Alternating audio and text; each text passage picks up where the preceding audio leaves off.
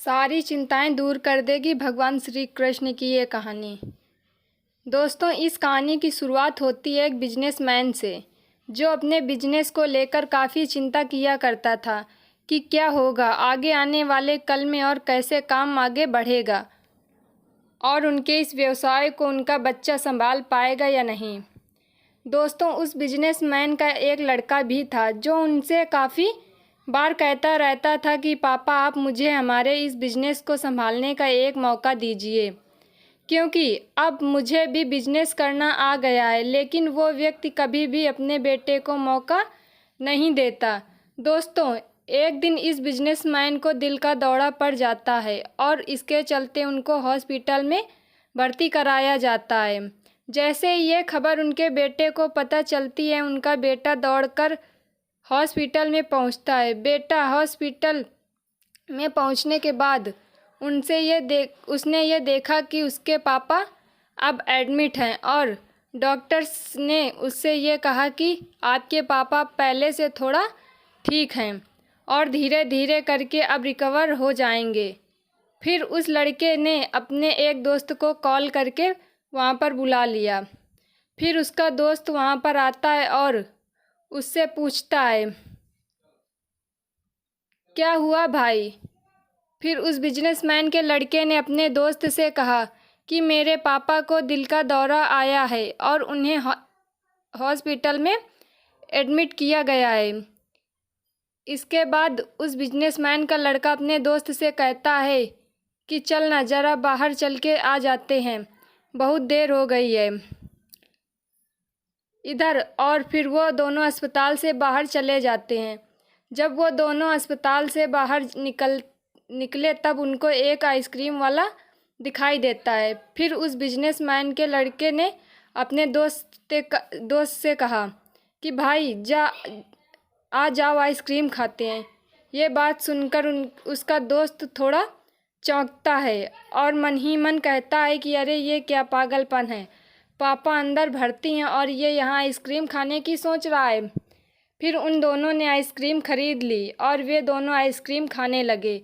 लेकिन उसका जो दोस्त था ना, उससे ये रहा नहीं गया और उसने अपने दोस्त से पूछ ही लिया कि भाई, मुझे समझ नहीं आ रहा है कि तुम्हारे बिजनेस का आगे क्या होगा और तुम्हारे पापा की तबीयत भी ठीक नहीं है और तू यहाँ आइसक्रीम खा रहा है, मुझे कुछ समझ में नहीं आ रहा है। फिर बिजनेसमैन का लड़का था ना, और उसने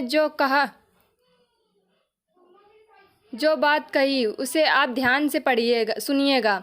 उसने अपने मित्र से कहा कि मुझे मालूम है कि तू ये सोच रहा होगा कि मेरे पापा एडमिट हैं और मैं यहाँ पर आइसक्रीम खा रहा हूँ। मैं भगवान श्री कृष्ण का बहुत बड़ा भक्त हूँ और उनकी दो बातें हमेशा ज़िंदगी में याद रखता हूँ। पहली बात, जो हम सबको पता है कि काम करना और फल की चिंता नहीं करना, इसलिए जो होगा देखा जाएगा। मैं सिर्फ अपने काम पर ही फोकस करूँगा और फिर बिजनेस भी अच्छा चलेगा। दूसरी बात, वो लड़का अपने दोस्त से कहता है, मैं तुम्हें भगवान श्री कृष्ण की कहानी सुनाता हूँ जो तुम्हें दूसरी बात क्या है वो अच्छी तरह से समझा जाएगी। भगवान श्री कृष्ण की जो पत्नी थी, जिनका नाम रुक्मणी था, उनको जब पहला बेटा हुआ था तो उनका नाम प्रद्युम्न रखा गया और प्रद्युम्न के जन्म के 10 दिन पश्चात ही प्रद्युम्न का अपहरण हो गया। प्रद्युम्न के अपहरण के कारण रुक्मणी नाराज और उदास रहने लगी कि क्या हो गया। भगवान श्री कृष्ण रुक्मणी जी से कहते थे कि चिंता मत करो, क्योंकि प्रद्युम्न जहाँ पर भी होगा ठीक होगा। लेकिन इतना समझाने के बावजूद भी रुक्मणी अपने बच्चे की चिंता में उदास और निराश रहती थी और इस तरह चिंता करते करते रुक्मणी जी के 18 साल बीत गए। 18 साल के बाद द्वारका में जब प्रद्युम्न की वापसी हुई और जब प्रद्युम्न द्वारका में वापस आए तो उनके साथ में उनकी पत्नी मायावती भी थी। अब समस्या ये थी कि मायावती की उम्र प्रद्युम्न से 20 साल बड़ी थी। वहाँ रुक्मणी पहले तो खुश हुई कि बच्चा वापस आ गया है और फिर से ये देख के दुखी हो गई, क्योंकि इतनी बड़ी लड़की से शादी की। इसलिए रुक्मणी फिर से भगवान श्री कृष्ण से जाकर कहने लगी, ये क्या हो गया। फिर भगवान श्री कृष्ण जी ने माँ रुक्मणी जी से कहा कि जो हो गया उसको स्वीकार कर लो और आगे बढ़ो और चिंता मत करो। लेकिन माँ रुक्मणी ये कह रही थी कि बड़ी लड़की से शादी क्यों कर ली और ये ही लड़की मिली थी क्या, और इस बात को स्वीकार नहीं कर पा रही थी। इसके कारण 60 साल तक माँ रुक्मणी जी दुखी रहीं। 7 साल के बाद रुक्मणी जी ने यह स्वीकार कर लिया कि प्रद्युम्न ने जो यह शादी करी थी वो ठीक है और इसके लिए ज़्यादा चिंता करने की ज़रूरत नहीं है, और उस शादी को उन्होंने स्वीकार कर लिया। दोस्तों, एक तरीके से माँ रुक्मणी जी ने अपने ज़िंदगी के 23 साल उदासी में बिता दिए। इस कहानी को ख़त्म करते हुए वो लड़का अपने दोस्त से बोला कि मैंने जब स्वीकार करना सीख लिया हुआ है, क्योंकि भगवान श्री कृष्ण जी कहते हैं कि जो हो रहा है उसे स्वीकार कर लो, ज़िंदगी अपने आप सहज हो जाएगी। दोस्तों, यह छोटी सी कहानी जो हमें 2 बड़ी बातें सिखाती हैं, और यही बातें हम आपके साथ शेयर करना चाहते हैं। हमारी ज़िंदगी में जो भी घटना घटती है उसे स्वीकार करना सीख लीजिए और फिर ज़िंदगी अपने आप सहज हो जाएगी।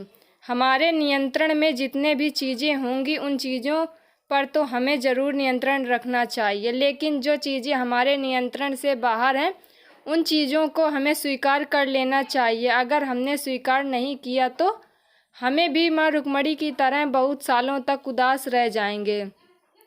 दोस्तों, आज यह कहानी आपको कैसी लगी और आपको इस कहानी से क्या सीखने को मिला, ये हमें नीचे कमेंट बॉक्स में ज़रूर करके बताइएगा। साथ ही अगर आपको श्री कृष्ण की कहानियाँ और भी सुननी है तो हमारे चैनल को सब्सक्राइब करिए।